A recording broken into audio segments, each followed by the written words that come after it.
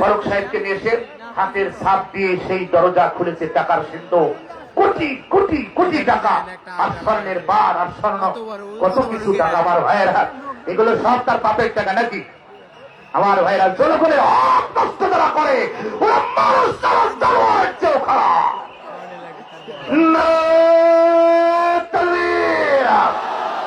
প্রধান বক্তার আগমন, মুফতি আমির হামজা সাহেবের আগমন, শুভেচ্ছা স্বাগতম। ভাঙড়ার পক্ষ থেকে, ভবানীপুরের পক্ষ থেকে, যুব সমাজের পক্ষ থেকে, এলাকাবাসীর পক্ষ থেকে নারায়ে তাকবীর। প্রধান বক্তার আগমন, মুফতি আমির হামজা সাহেবের আগমন, মক্কাবাসীর পক্ষ থেকে নারায়ে তাকবীর, নারায়ে তাকবীর। মুফতি আমির হামজা সাহেবের আগমন, মক্কাবাসীর পক্ষ থেকে, ভবানীপুরের পক্ষ থেকে সবার জন্য দোয়া করে, আমি নিজের জন্য, আমার আবুল কালাম আজাদ ভাইয়ের জন্য, আমার রাজন, আমার রিপোর্টের জন্য দোয়া করে আমি আমার আলোচনা এখানে শেষ করছি। আবার দেখা হবে। আসসালামু আলাইকুম ওয়া রাহমাতুল্লাহ।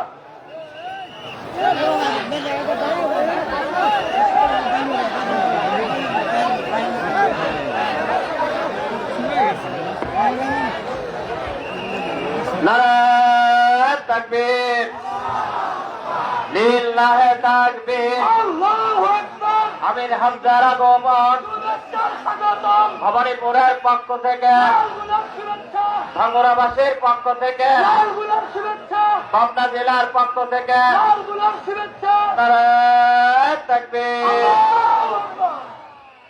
সম্মানিত তাওহীদ জনতা, সম্মানিত তাওহীদ জনতা, আপনারা জানেন এই ময়দানে বিশ্বনন্দিত মুফাসসিরে কোরআন আল্লামা দেলোয়ার হোসেন সাঈদী সাহেব এসেছিলেন এবং তার উস্তাদ আব্দুল কাদের সাহেব তিনি এসেছিলেন এবং আব্দুল্লাহ আল আমিন সাহেব তিনি এসেছিলেন।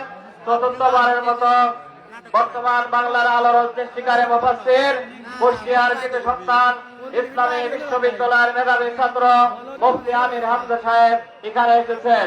কালকে যে ভিডিওতে শেয়ার করেন, আপনারা ফাঁকে যান না কেন?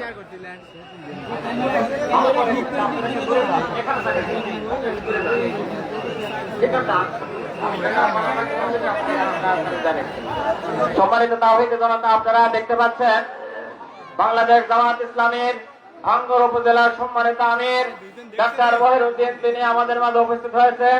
তিনি শুধু সালাম বিনিময় করবেন, কোনো কথা হবে না, শুধু সালাম বিনিময় করবেন।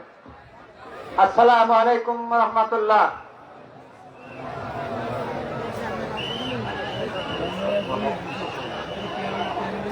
বড় ভাই, আউযু বিল্লাহি মিনাশ শাইতানির রাজীম, বিসমিল্লাহির রহমানির রহিম। কুলিল্লাযীনা কাফারু ইয়ানতাহু ইউগফার লাহুম মা ক্বাদ সালাফা ওয়া ইয়াউদু ফাকাদ মাজাত সুন্নাতুল আউয়ালিন। সম্মানিত উপস্থিতি, আজকে ভবানীপুরের উদ্যোগে বিরাট তাফসীরুল কোরআন মাহফিল উপস্থিত আছেন। আজকে আমাদের জালসা প্রধান বক্তা মুফাসসিরে কোরআন আল্লামা মুফতি আমির হামজা সহ সকল উপস্থিতি। সম্মানিত উপস্থিতি, আমি আপনাদের মাঝে কোরআনুল কারীম থেকে যে একটি আয়াত তেলাওয়াত করেছি। আল্লাহ তাআলা পরিষ্কার ভাষায় বলছেন, কুলিল্লাযীনা কাফারু, হে অবিশ্বাসীরা তোমরা একটু ভালো করে শুনে নাও, ইয়ানতাহু, যদি তোমরা বিরত হও ইসলাম বিরোধী কর্মকাণ্ড থেকে, যদি তোমরা বিরত হও, আল্লাহ বলছেন ওয়াইয়ানতাহু ইউগফার লাকুম মা ক্বাদ সালাফা, তাহলে আগে তোমাদের সব গুনাহ মাফ করা হবে। ওয়াইয়াউদু, আর যদি তোমরা বিরত না হও, ফাকাদ মাজাত সুন্নাতুল আউয়ালিন, তাহলে এর আগে পূর্ববর্তীরা যেভাবে লাঞ্ছিত অপমানিত হয়েছে আমাদেরও তোমাদেরও সেই পরিণত হবে। কথা ঠিক কিনা? অতএব বাংলার জমিনে ইসলামিক কথাবার্তা বলার জন্য আমাদের মাঝে সুযোগ এসেছে, এই সুযোগটা আমরা কাজে লাগাতে চাই। একটু হাত তুলে দাঁড়া দিন আমাদের কবুলকে বলেন আমিন। আসসালামু আলাইকুম ওয়া রাহমাতুল্লাহ। বিরতি নাই সম্মানিত তাওহীদি জনতা, এই পর্যায়ে আপনাদের সম্মুখে পবিত্র কোরআনে হাকিম থেকে তাফসীর পেশ করবেন আন্তর্জাতিক খ্যাতিসম্পন্ন মুফাসসির কোরআন ইসলামী বিশ্ববিদ্যালয়ের মেধাবী ছাত্র মুফতি আমির হামজা কুষ্টিয়া। এখন আপনাদের সামনে তাফসীর পেশ করছেন মুফতি আমির হামজা কুষ্টিয়া।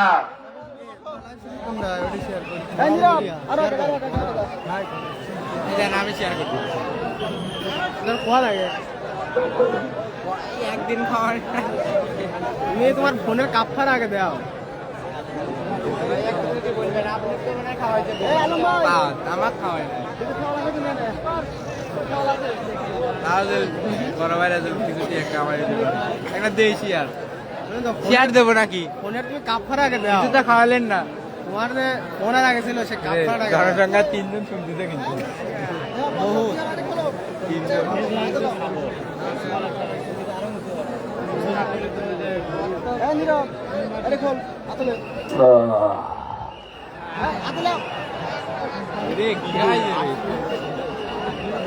এখানে নামাজ কয়টায় হয়? 4:45 4:45 এখানে নামাজ হবে। আমি নামাজ পড়াবো, এখানে নামাজ পড়ে তারপরে আমরা যাবো। 1 ঘন্টা 5 মিনিট আছে, এখন নিস্তব্ধ হয়ে যাবেন। যারা দাঁড়িয়ে আছেন জায়গা পেলে বসে যান।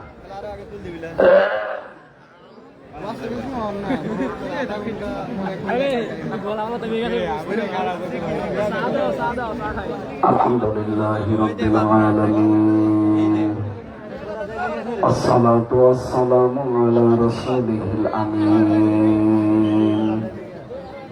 ওয়া আলা আলিহি ওয়া আসহাবিহি ওয়া আতবাইহি আজমাইন ليلا ونهارا في الطرفين.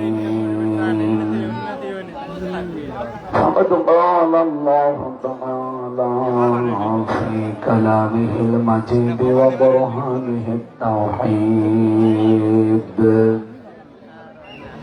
أعوذ بالله من الشيطان الرجيم.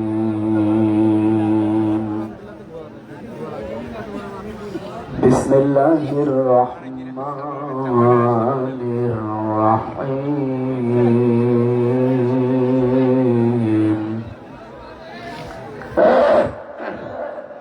কথা বলা যাবে না, রেভাব নেই।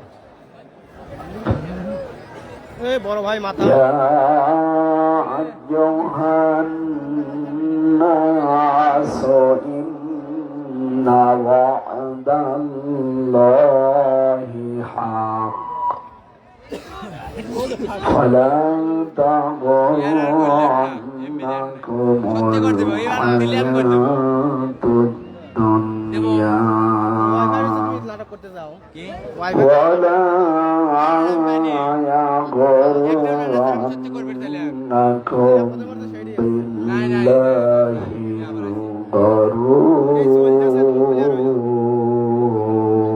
الغرور. صدقت يا ربنا. اللهم صل على محمد وآله وصحبه وبارك وسلم. আলহামদুলিল্লাহ, পাবনা জেলার ভাঙ্গরা থানার অন্তর্গত ভবানীপুরের উদ্যোগে তাফসীরুল কোরআন মাহফিল স্বনামধন্য সভাপতি জনাব আলহাজ মাওলানা জহুরুল ইসলাম খান এতক্ষণ পর্যন্ত কোরআনে কারীম থেকে যারা আলোচনা রাখলেন, বিশিষ্ট ইসলামী চিন্তাবিদ, বরিষ্ঠ কণ্ঠের অধিকারী মাওলানা হুসাইন মাহফুজ চুয়াডাঙ্গা, মাওলানা মোহাম্মদ আশেকে ইলাহি ভাঙ্গুরা পাবনা, এই মাহফিল যাদের মাধ্যমে এসেছি, কি যেন নাম না, আবুল কালাম আজাদ আপনাদের এলাকার সন্তান, রিপন ভাই সহ নাম না জানা বরেণ্য যারা সদস্য আছেন, সবাইকে আল্লাহর দরবারে সম্মান আর মর্যাদা কামনা করছি, দুনিয়া আখিরাতে যেন আল্লাহ দান করে।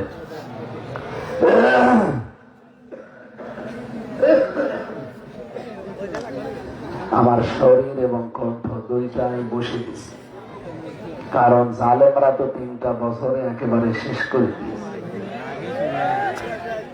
এমন কোন টর্চার নেই যা আমার এই শরীরের ওপর ওরা করে না। মাথার চুল থেকে পায়ের তালু পর্যন্ত আমার গায়ের শরীরের জামা পর্যন্ত খোলা যায় না, সব জায়গায়। এই জন্যে স্বাভাবিক হতে কিছু সময় লাগছে, আপনারা অন্তত কিছু মনে করেন না। আল্লাহ রাব্বুল আলামিন ওই আগে যেমন 12, 13, 14, 15, 16, 17, 18, 19 পর্যন্ত কোরআনের কথা বলতাম, এইরকম অন্তত শরীরটা যেন আবার ফিরিয়ে দেয়। কারণ যে ঝড় গেছে এটা তো কাটিয়ে উঠতে কিছু সময় দরকার।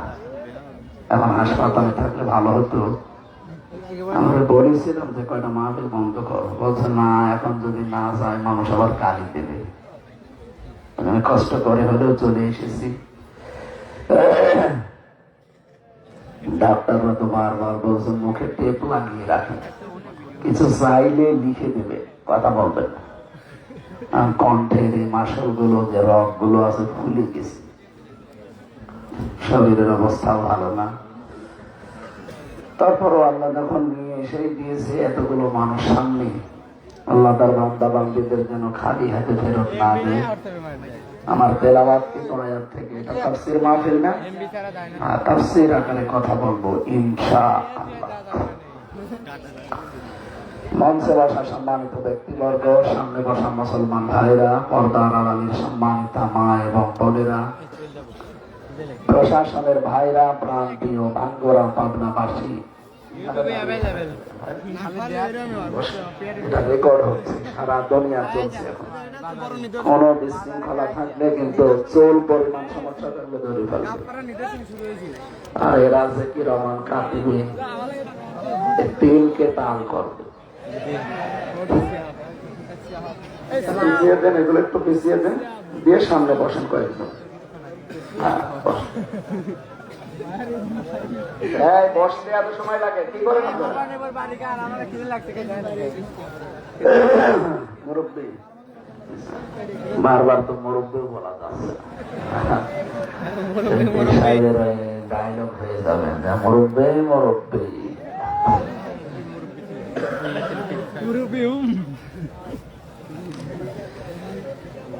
দল মত নির্বিশেষে আজকের অনুষ্ঠানে যারা এসেছে কোরআনের কথা শুনতে, খুশি হয়ে বলেন আলহামদুলিল্লাহ।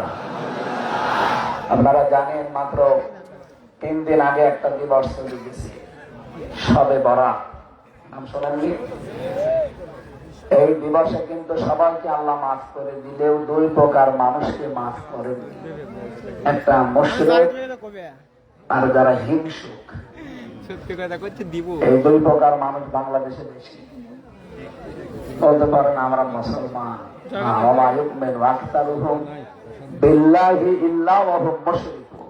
সূরা ইউসুফের ভেতরে আল্লাহ বলেন, হে নবী আপনি দেখতে পান বহু মুসলমান আপনার সামনে এরা ইমানের দাবি করে। এরা যদিও ইমানের দাবি করে কিন্তু অধিকাংশ এরা মুশরিক। এরা কি, তারা কি করলে মানুষ মুশরিক হয়ে যায়? হবে না, এটা ক্লাস চলছে, নিস্তব্ধ হয়ে থাকবে। এক কথায় জবাব দিচ্ছে, এদিকে তাকিয়ে থাকবেন। আল্লাহ যেটা পারে ওইটা অন্য কেউ পারে, এই বিশ্বাস করার নাম হচ্ছে শিরিক। আর শিরিক যারা করে তারা মুশরিক। বোঝা গেছে? আপনাকে শয়তান এসে হিন্দুদের মতো বলবে না যে এই 12 মাসে 13 পূজা কর, জীবনও বলবে। কারণ শয়তানও ভালো করে জানে যে কিয়ামত পর্যন্ত অন্তত মুসলমান মূর্তি পূজা করবে না। বলছে ঠিক, তাহলে এত মূর্তি ভাঙা লাগতো? হাত ব্যথা হয়ে যায় মানুষের। শয়তান আপনার কাছে সত্যি সত্যি মাটির মূর্তি বানিয়ে বলবে না যেভাবে পূজা কর, কারণ শয়তান যাতে মাতাল হলো তাহলে ঠিক আছে বলবে না। কিন্তু এরকম শিরিক বহু আছে যেগুলো আপনাকে সূক্ষ্মভাবে ঢুকিয়ে আপনার ইমানটা নষ্ট করে দিবে। সেরকম শিরিক বাংলাদেশে নেই? আর 1 নম্বরে সন্তান দিতে পারে কে? আরো জোরে। অন্য কেউ পারে, কিন্তু বহু মানুষের বিশ্বাস কিন্তু করে যে না, বিভিন্ন ফকির আছে, পীর আছে, দরবেশ আছে, এমনকি তাবিজ কবজ নিয়ে নেয়, হুজুরদের কাছে যায়, পানি পড়ে দেন, আপেল পড়ে দেন। কয়েকদিন আগে আমার কাছে একজন এসে আপেল পড়ছে, হুজুর এমন আপেল পড়বেন যেন ছেলে হয়। কি করে? আমাকে মেয়ে হয়তো এখানে আপেল নিয়ে এসেছি, এমন আপেল পড়বেন যেন মেয়ে আর না হয় ছেলে হয়। আরে ভাই, আপনার তো তাও একটা সন্তান আছে, এখন আপনি ছেলে হয় না এই জন্য আপেল পড়াবে। ছেলে হয় না, আপেল পড়ে যদি হইতো তো আমার ম্যাডামের 3টা মেয়ে হইতো না। কি বিশ্বাস মানুষের দেখে। আমি ওই সময় সূরা ফাতিহা পড়ে ফো দেবো, শেষে বলছে যে বলছে এমন ভাবে পড়েন যেন ছেলে ও সাদা আপেল ভেঙে দিলে আপেল পড়ে ছেলে হবে। তাহলে আমার ম্যাডাম পরপর 3টা মেয়ে হইলে আমি ওরে জন্মের আপেল খাওয়াতাম। এখানে আপেল পড়া তাবিজ করা না, ছেলে দেওয়ার মালিককে আল্লাহ। সুতরাং এ বিশ্বাস যাদের নেই তারা কিন্তু মুশরিক। আমি কি রাগ করলে 2 নাম্বারটা বলবো? এটা সূরা আরাফ 54 নাম্বার আয়াত, সূরা ইউসুফ 40 নাম্বার আয়াত, 2 জায়গায় আছে। আল্লাহ রাব্বুল আলামিন বলেন, আলা লাহুল খালকু ওয়াল আমরু ইনিল হুকমু ইল্লা লিল্লাহ। সৃষ্টিদার, আইন চলবে তার। এই কথা বলেন না কেন? হুকুম দেওয়ার একমাত্র মালিক আমার আল্লাহ। এই 2টা আয়াত অনুযায়ী আমরা বুঝলাম যিনি বানিয়েছেন আইন তার চলা দরকার। সুতরাং এই পৃথিবী যেহেতু আল্লাহ বানিয়েছেন, নাকি এটা বিশ্বাস করেন তো? নাকি ভগবান বানিয়েছেন? লিল্লাহি মা ফিস সামাওয়াতি ওয়া মা ফিল আরদ। আসমান আর জমিন বানিয়েছে কে? সব কিছুর মালিক আমার আল্লাহ। আমরা শুধু বিশ্বাস করি না, দৃঢ় বিশ্বাস করি, সন্দেহ তো করি না। করি? বলেন বলেন। সুতরাং এই জমিন যেহেতু আল্লাহ বানিয়েছে, এখানে আইন চলার কথাটার বাংলার মানুষেরা কি মনে করেন আমি জানি না। আল্লাহর আইন বাদ দিয়ে পৃথিবীর তৈরি করা কোন আইন যদি এখানে কেউ চালানোর সিদ্ধান্ত নেয়, এর জন্য যদি দল করে, ভোট করে, মিছিল মিটিং করে, আপনি কিন্তু শিরিক করছেন। আর শিরিক যারা করে তারা মুশরিক। এই মুশরিকদেরকে সবে বরাতে, সবে কদরেও আল্লাহ মাফ। কথাটা একটু কড়া হয়ে গেল না? নরম করে বলি। কথা বলতে বসেন না, বাদে থেকে সব মনে থাকলে ফুচুর ফুচুর করবি। পাবনাবাসী, এটা আজকে ক্লিয়ার করে নিয়ে যাওয়া লাগবে। যেহেতু আল্লাহ ছাড়া কারো আইন এখানে চলতে পারে না, সুতরাং বাংলাদেশে ওই মানুষগুলোকে আমার আল্লাহ সাথে বরাতে মাফ করে দিয়েছে যারা আল্লাহর আইনের পক্ষের লোক। যারা আল্লাহর আইনের বিপক্ষে অন্য কোন আইনকে এখানে প্রতিষ্ঠা করতে চান, সেটা যার আইনই হোক। কি ডক্টর কামালের বানানো সংবিধান বলেন, বাবার তৈরি করা সংবিধান বলেন, পৃথিবীর যে কেউ লিখেছে যেটা, আব্রাহাম লিঙ্কনের যেটা আছে, এটা দুনিয়ায় যারা সংবিধান লেখে ওইটা যদি এখানে কেউ কায়েম করতে চায়, সে শিরিক করছে। আপনি জাতি মাতাল, তাহলে ঠিক আছে। কোরআনে কারিমে আল্লাহ জানিয়েছেন, রাব্বুকা আল্লা তা'বুদু ইল্লা ইয়্যাহু ওয়া বিল ওয়ালিদাইনি ইহসানা। তোমার রবের পক্ষ থেকে আইন পাশ হয়ে গেছে, সিদ্ধান্ত হয়েছে, রায় দেওয়া হয়ে গেছে। কি সেটা? আমি আল্লাহ ছাড়া কারো ইবাদত করা যাবে না, আমি আল্লাহ ছাড়া কারো আইন মানা যাবে না, আর পিতা মাতা যাদের আছে তাদের সাথে ভালো ব্যবহার করা লাগবে। এটা শুনেছেন কোনদিন? বলেন বলেন, কি বুঝলেন এই আয়াত থেকে? এটা আলেম বসে আছে এখানে, আল্লাহর আইন মানায়, আইন আয়াত অনুযায়ী কি? আরো জোরে বলেন না, সবাই বলেন। মা বাবার আইন মানা না, না। হুজুর বসে আছে না এখানে, উনি তো কথা বলছে না। মাঝখানে আল্লাহ ওয়া দিয়েছেন, খেলা করার জন্য দিয়েছেন। আল্লাহর আইন মানা ফরজ, মা বাবার আইন মানা ফরজ না। মা বাবার সেবা করা, তাদের পেছনে খরচ করা ফরজ। এই কথা বলে না কেন? নাকি আমি বানিয়ে বলছি? কি চিন্তা ভাবনা করেন আপনি আমার মাথার ভেতরে এসেছে, আল্লাহ বাদে যদি কারো ইবাদত করা জায়েজ না হয়, এমনকি আল্লাহ তার নিজের পরে যাদের নাম দিলেন মা আর বাবা, সেই মা বাবারও আইন মানা ফরজ না, তাদের সেবা করা ফরজ।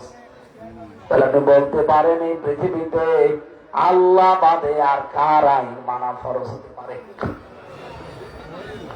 সুতরাং বাংলার মুসলমানেরা, অমায়ুকমেনু আকসারুহুম বিল্লাহি ইল্লা ওয়া হুম মুশরিকুন, বহু মানুষ এমন আছে তারা বলে আল্লাহ একজন আছে, বিশ্বাস করি।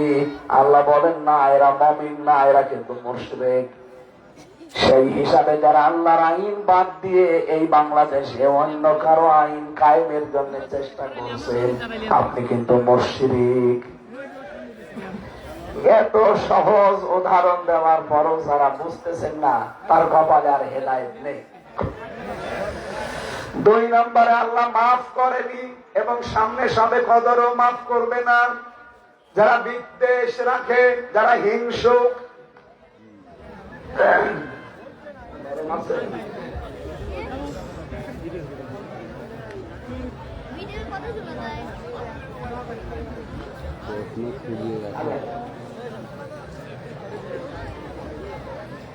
শেষ করে ফেলেন, নষ্ট হবে। আপনি না খেলে অন্য কাউকে দিবেন, ওটাও দিয়ে দেন কাউকে দিবেন, নষ্ট কর।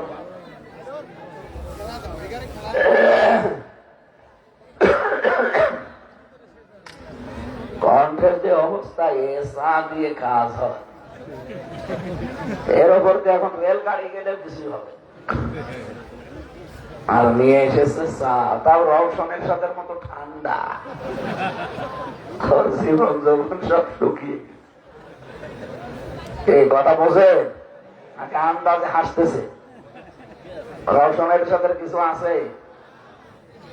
বলছে না, আপনি দেখেছেন? আসলে ওনার কিছু নেই। বিরোধী দলের নেত্রী ছিল, খেলা মানতে পরিচয়। এই কথা বলে না কেন? গৃহপালিত ছিল, যা বলতো হাসিনা তাই। এই শয়তানদের কারণে আরো দেশটা এভাবে ধ্বংস হয়ে গেছে। বিরোধী দল যদি শক্ত অবস্থানে থাকতো, আর ওরা ছিল গৃহপালিত, যা বলতো তাই করতো, আর বিশ্বের অন্যান্য যারা আছে মোড়ল, ওরা মনে করতো বিরোধী দল তো একটা আছে, অথচ ওটাতে ঘরে পালা পোষা, তারা তো বুঝতো না। এখন বুঝতেছে। এখন বাংলার মানুষ টের পাইয়েছে যে না, ওরা বিরোধী দল ছিল না, তারা নিজেদের অবৈধ সম্পদ গুলো বৈধ করার জন্য বিরোধী দল সেজেছিল।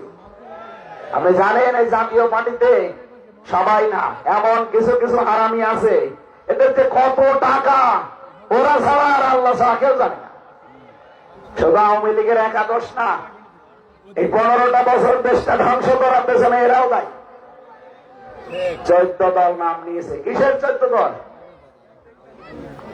বাংলাদেশের 14 দল বাদ দিয়ে আমরা যারা আছি সবাই কম বেশি মজলুম।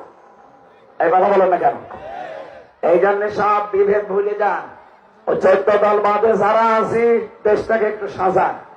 নিজেদের ভেতরে কামড়া কামড়ি আবার করবেন, ও কিন্তু বসে নেই, ও আবার ষড়যন্ত্রের জাল বুনতেছে। অলরেডি মোদীকে পাঠিয়ে দিয়েছে ডোনাল্ড ট্রাম্পের কাছে। স্বামীকে যা বলে স্বামী তাই শোনে। আর ও মাতাল তো গরুর মদ খাওয়া লোক, ও শয়তানরে যা বলে ও শয়তান তাই শোনে। আর ডাং ডাং কত কত চলে গিয়েছে মোদি। ডোনাল্ড ট্রাম্পের কাছে যে মিথ্যা চিন্তা বানিয়ে বলতো আমাদের দেশ সম্পর্কে, কিন্তু ডক্টর ইউনূস এটা একেবারে ম্যাগনেট। যেই দিন মোদি গেছে ট্রাম্পের কাছে নালিশ দিতে এই দেশ সম্পর্কে আর হাসিনা সম্পর্কে কথা বলবে, ঠিক ওই দিন বিশ্বের আন্তর্জাতিক মিডিয়া গুলো নিয়ে আয়না ঘরে গেছে। জাতিসংঘ ওই দিনই রিপোর্ট দিয়েছে। ডোনাল্ড ট্রাম্প ওই দিন কি বলেছে যে ও হাসিনার বিষয়ে আমার কাছে কিছু বলবেন না, ওটা আপনার বিষয়। ওরা মনে করেছিল ভাড়া ভাতে লবণ দিয়েছে। এই জন্য ষড়যন্ত্র চক্রান্তের পেছনে যারা দায়ী আপনারা দেখতেছেন, দেশের ছাত্র জনতা কিন্তু কাউকে ক্ষমা করেনি। এখানে যারা এখনই অনেকে কিছু না পেয়ে বাবা শাহজালাল সব হালাল করার চিন্তায় আছেন, থামেন। দেশটা এখনো হাতে আপনি পাননি। আমরা যা দেখতে পাচ্ছি ওইটা বলছি, আগস্টের 5 তারিখের পরে অনেকেই অবৈধ কাজে লেগে পড়েছে। কথা বলেন না কেন? বিশেষ করে চাঁদাবাজি। কেন আপনি চাঁদাবাজি করবেন? এটার জন্য বিএনপিতে যারা আছেন শুধু এই চাঁদাবাজ যারা এরাই দায়ী না, আপনি উপরে যারা আছে তারাও দায়ী। কারণ তারা কোটি কোটি টাকার মালিক, আর এরা 15 বছরে হামলা মামলা জেল জরিমানা বাড়ি থাকতে পারে নাই। এদের বহু সমস্যায় 15 বছরে হয়ে গেছে। তারপরেও আমি নিজে যেহেতু জেলখানায় এদের মাজলুম অবস্থা দেখেছি। সম্মানিত ভাইরা, চাঁদাবাজি করা যাবে না। আপনাদের চাইতে আমরা মজলুম কম ছিলাম না। কি কথা বলো না কেন? আপনাদের তো বাড়ি থাকতে দেয়নি, আর আমাদের বাড়ি বুলডোজার দিয়ে ভেঙে দিয়েছে। আপনি সাতক্ষীরা যান, চাঁপাইনবাবগঞ্জে যান, বুলডোজার দিয়ে গ্রামের পরে গ্রাম মাটির সাথে একেবারে মিশিয়ে দিয়েছে। অপরাধ কি? জামাত ইসলাম করে। আল্লাহ পোড়া ওইটা উল্টি এখন 32 নম্বরের উপর ফেলেছে। নাজিল হয়েছিল এই ফেব্রুয়ারির 5 তারিখে আযাবুল বুলডোজার। কি আযাব? কি আযাবুল বুলডোজার? এটা নিয়ে যারা ঝামেলা করেছে, উস্কানি দিয়েছে, এই যে অপারেশন ডেভিল হান্ট চলছে। কি কথা বলো না কেন? অপারেশন ডেভিল হান্ট মানে শয়তানের খোঁজে। এই যে পুলিশ এখানেও দাঁড়িয়ে আছে বিভিন্ন জায়গায়। সেদিন একটিও ছিল আমার মাহফিলে, মনে হয় নাটোরে। উনি বলছিল অপারেশন ডেভিল হান্ট আরম্ভ হয়েছে, যে কোনো সময় কিন্তু আমরা হানা দিতে পারি আপনার বাড়িতে। সুতরাং চাঁদাবাজ যারা, নেশাখোর যারা, বিশেষ করে যারা জুলুম করেন মানুষের উপরে, যারা খনি, সাবধান। আর একবার যদি ওদের হাতে পড়েন না, এমন পিটানো পিটাবে পেছনে বান্দরের মতো লাল হয়ে যাবে। ওই যে গোপালগঞ্জে কয়েকদিন আগে পিটিয়েছিল, দেখেননি? ওই সময় সন্তান গোপালগঞ্জ থেকে কেউ ঢাকায় আসলে, বাসে যদি আসে, বসে আসলে 300 টাকা, দাঁড়িয়ে আসলে 1000 টাকা। মানে বসার কায়দা রাখে নাই। এই জন্য কারো উস্কানিতে সামনে পা দেওয়া যাবে না ভাই, খুব সাবধানে থাকা লাগবে। আল্লাহ যেহেতু হিংসুক, যারা হিংসার বশবর্তী হয়ে মানুষের জীবন নষ্ট করে দেয়, এদেরকে মাফ করে নাই। আমরা যেন হিংসার বশবর্তী হয়ে কারো জীবন নষ্ট করে না দেয়। আর যতটুকু করেছে আপনি অতটুকু করতে পারেন। এই দেশে যাদের উপরে হিংসা করেছিল, দেখেন তাদের জীবনটা হাসিনা নষ্ট করে দিয়েছে। এই যে আমার জীবন থেকে 3 বছর কেড়ে নিল, কি করে? হিংসা। এবার বলেন না কেন? তাছাড়া কি কি অপরাধ আমার বলেন? আমার মাত্র 33 বছর বয়স, আমি কি করতে পারি? আমি আপনার মেয়ের দিকে কোনোদিন তাকিয়েছি? আর আপনার সামনে এবার সাদা তাকানো যায়? ওর জামাই ওরে বাদ দিয়ে দিয়েছে, ওর দিকে তাকিয়ে আমি করবো কি? বলেন, যে মহিলা তার জামাইয়ের সাথে টিকতে পারে না, ওর দিকে তাকালে আমার চোখের পাওয়ার নষ্ট হবে না? অনেকে আবার পরিমণের দিকে তাকায় না, পরিমণি 5টা স্বামী পাল্টিয়েছে। আরো বড় শয়তান। মাঝে মাঝে শয়তানের সাথে আমি ঘটেছে তা দিন যত যায় আরো বেলিল্লাপনা বেহায়াপনা আরো বাড়ে। 32 নাম্বার ভাঙা নিয়ে এই শয়তান মহিলা একটা মন্তব্য দিয়েছেন, না আল্লাহর অলির বাড়ি ভাঙা ঠিক হয়। আল্লাহর অলি, এই পৃথিবীতে যত অবৈধ জায়গা আছে, এই পৃথিবীতে যত অবৈধ মানুষ আছে, এই পৃথিবীতে 257টা রাষ্ট্রের সবচাইতে ঘৃণিত মানুষ 1 নাম্বার এখন হাসিনার নাম। আপনি আন্তর্জাতিক রিপোর্ট দেখেন, এই 3 দিন আগের রিপোর্ট বলছি, তাম দুনিয়ায় 257টা দেশ, প্রত্যেক দেশে একজন করে শাসক আছে। নিকৃষ্ট মানুষের তালিকায় 1ম নাম্বারে হাসিনা, 2 নাম্বারে নাম এসেছে সিরিয়ার প্রেসিডেন্ট বাশার আল আসাদ। এরকম আমি 100 জনের নাম দেখলাম। কি কপাল আমাদের বলেন, একটা নিকৃষ্ট মানুষ তাম দুনিয়ার ভেতরে, এই মহিলার নাম। তাও দুনিয়ায় মানুষের জরিপ করা, আল্লাহর জরিপে কি হবে বলেন তো? সূরা সূরা 25 নাম্বার পারা 6 নাম্বার পৃষ্ঠা 13 নাম্বার লাইনের 42 নাম্বার আয়াতে আছে, ইন্নামাস সাবিলু আলাল্লাযীনা ইয়াযলিমুনা নাস। আল্লাহ পাক বলেন, আমি নিজে মামলা দায়ের করব তাদের বিরুদ্ধে যারা মানুষ হয়ে মানুষের উপরে জুলুম করেছে। এই 15.5 বছরে যে জুলুম হয়েছে দেশের জনগণের উপরে, এটা ওয়াজ করা লাগবে? বলেন বলেন, আমরা কম বেশি সবাই এর ভিকটিম। কত মানুষ এখানে বসে আছে এই 15 বছর বাড়ি থাকতে পারে নাই, গাছতলায় বাসতলায় গোরস্থানে গিয়েছিল। কথা বলুন, ভালো মানুষ কিচ্ছু জানে না, এরকম মানুষ ঘরে ঘুমিয়ে আছে, ঘুম থেকে উঠে দেখছে থানা হাজতে, কি গো আমি এখানে, তুই গাছ কেটেছিস কখন? স্বপ্নে। বেশি বলছি, এরকম মামলা দেশে ছিল না?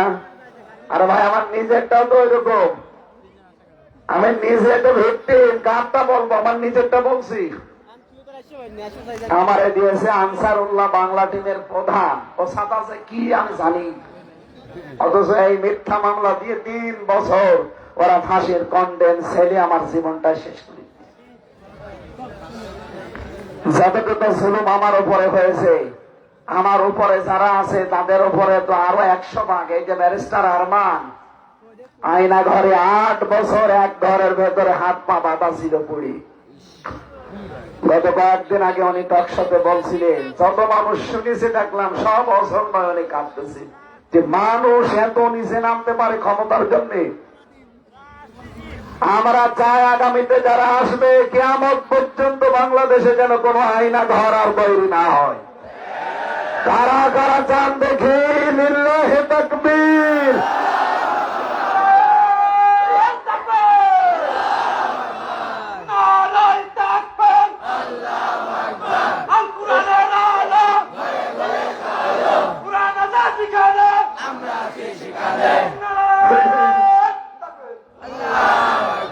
আলহামদুলিল্লাহ ভাই, দরুদ আর সালাম পাঠ করার মাধ্যমে আমরা তেলাওয়াত কিন্তু আয়াত সূরা ফাতির 5 নাম্বার আয়াত পড়েছি। কয় নাম্বার? তাফসীর আকারে এবার কথা বলছেন, বসেন বসেন। আল্লাহ রাব্বুল আলামিন বলেন, ইয়া আইয়ুহান নাস, হে মানব মণ্ডলী, ইন্না ওয়াদাল্লাহি হাক্কুন, অবশ্যই আল্লাহর ওয়াদা সত্য। ফালা তাগুররান্নাকুমুল হায়াতুদ দুনিয়া, কখনো যেন প্রবঞ্চক যে শয়তান, এ যেন তোমাদেরকে প্রবঞ্চনা করে দুনিয়ার ময়দানে ধোঁকা দিয়ে বোকা বানাতে না পারে। দুনিয়ার জীবনটা কিন্তু এটা ধোঁকা। এটা ছিল বাংলা অর্থ। এবার আমরা তাফসীরে প্রবেশ করছি। তাফসীরে ইবনে কাসিরের বর্ণনা এসেছে, আল্লাহ এখানে ডাক দিয়ে মানুষদেরকে কিয়ামতের ভয়াবহতা স্মরণ করিয়েছেন। ইয়া আইয়ুহান নাস, শুধু মুসলমান না, হে পৃথিবীর মানব মণ্ডলী। দুনিয়ার সব মানুষের স্রষ্টা যেহেতু আল্লাহ, এখানে সবাইকে আল্লাহ অ্যাড্রেস করেছেন। ইন্না ওয়াদাল্লাহি হক, অবশ্যই আমি আল্লাহর ওয়াদা সত্য। এই ওয়াদা মানে কিয়ামতের ময়দান। এ ওয়াদা মানে কিয়ামতের যে ময়দান আল্লাহ কায়েম করবে। পাবনা ভাঙ্গরা নারী পুরুষ ভাই আর বোনেরা সবাইকে আল্লাহ কিন্তু এখানে আহ্বান জানিয়েছেন, তোমাদের সবার সামনে এই দিনটা আসতেছে। আর এই দিনটা অবশ্যই সত্য এবং হক। কমল হায়াত দুনিয়া, দুনিয়ার এই জীবন যেন তোমাদেরকে এই দিন সম্পর্কে ধোকায় ফেলে না দেয়, যে না ও আর কি, ও আসতেও পারে না আসতে পারে, আর মরে গেলাম তোমাদের সাথে মিশে গেলাম, এরকম কোন চিন্তা ভাবনা ধোকা যেন তোমাদের ভেতরে না আসে। যাদের ভেতরে এই বিশ্বাস দৃঢ়ভাবে তৈরি হবে যে এরপরে কিন্তু একটা জগৎ আসতেছে, আসতেছে না, ওই জগতে আমাকে দাঁড়াতে হবে। আমার জীবনের বিভিন্ন কর্মকাণ্ড সম্পর্কে আল্লাহ আমাকে জিজ্ঞাসা করবে।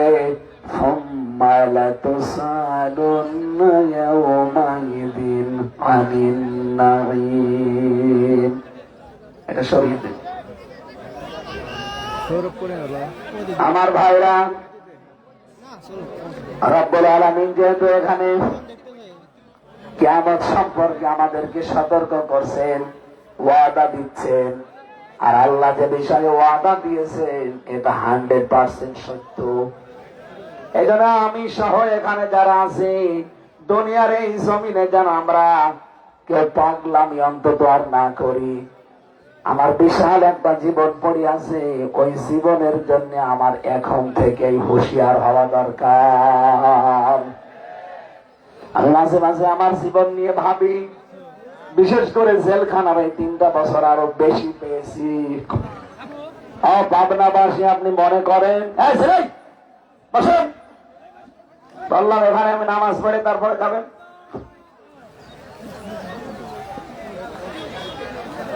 মাইক বন্ধ হয়ে রয়েছে, মাইক আলা কি করে কি এখানে? হ্যাঁ, মাইক ঠিক করে দেন। আপনার যে স্ত্রীর কারণে, যে ছেলে মেয়ের কারণে, মা বাবার কারণে দুনিয়ার জীবনে আপনি আকৃষ্ট হয়ে আখিরাত ভুলে বসে আছেন। বাস্তবতা হচ্ছে এইটা। এখন যদি আপনি এখনই বাড়ি না যেয়ে মরে যান, আপনাকে বাড়ি নিয়ে যাবে, হয়তো আজকে রাতটা পর্যন্ত রাখবে, তাও রাতের বেলা আপনার বউ, আপনার মা বাবা, আপনার ছেলে মেয়ে পাহারায় একা দেবে না, বলবে না জিন আসবে আবার। হয়তো 3-4 জন মিলে কান্নাকাটি করে রাতটা পার করে দেবে। সকাল বেলায় মাটিতে দেওয়ার জন্য সবাই ব্যস্ত হয়ে পড়বে। মাটির নিচে দেওয়ার পরে আপনার বউ, আপনার মা বাবা, ছেলে মেয়ে থামানো যাবে না, এত কন্দন করবে, হাত পা ছেড়ে দিয়ে দাবড়াবে। হয়তো 2-3 দিন এভাবে না খেয়েও থাকবে, 7 দিন পর্যন্ত এলোমেলো থাকবে, 40 দিন পর্যন্ত কথাবার্তা হয়তো কম বলবে। 3 মাস, 4 মাস, 10 দিন পরে দেখবেন স্বাভাবিক হয়ে গেছে। কি এটাকে আমি বানিয়ে বলছি? এটা যে দুনিয়ায় হচ্ছে আল্লাহ আমাদের সেটা স্মরণ করিয়েছে। হয়তো আপনার স্ত্রীর মা বাবা 4 মাস, এই হচ্ছে দুনিয়া। এইটার জন্য আপনি আখিরাত নষ্ট করে ফেলবেন।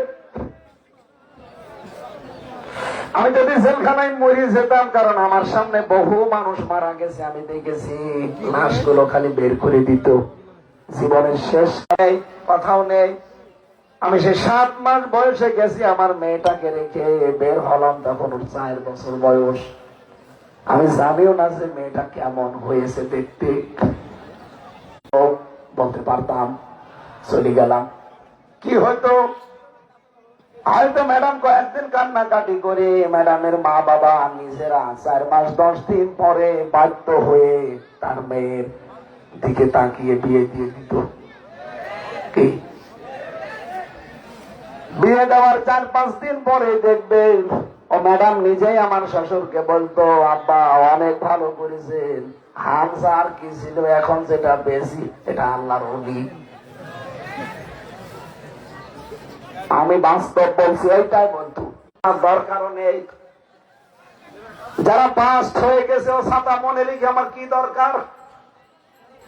অথচ 3 পুরুষের পরে যিনি এই নওয়াজ আলীর বাবাকে আমি যেহেতু জানি না, মনে করেন তার নাম গাছ আলী।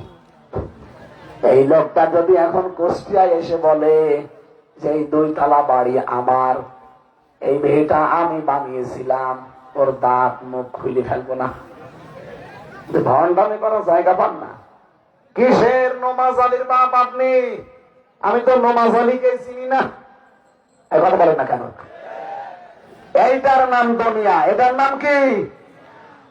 এমনকি ওনারে যদি বলতে পারি যে মুরব্বী, আপনি বলছেন এটা আপনি নওয়াজ আলীর বাবা, আপনি এই ভিটা বানিয়েছিলেন, আপনার নামে নাকি এখনো দলিল পত্র খুঁজলে পাওয়া যাবে, আপনি যেন আজকের পর থেকে আমাদের এই কুষ্টিয়ার এই হালসা গ্রামে থাকবেন না, চলে যান।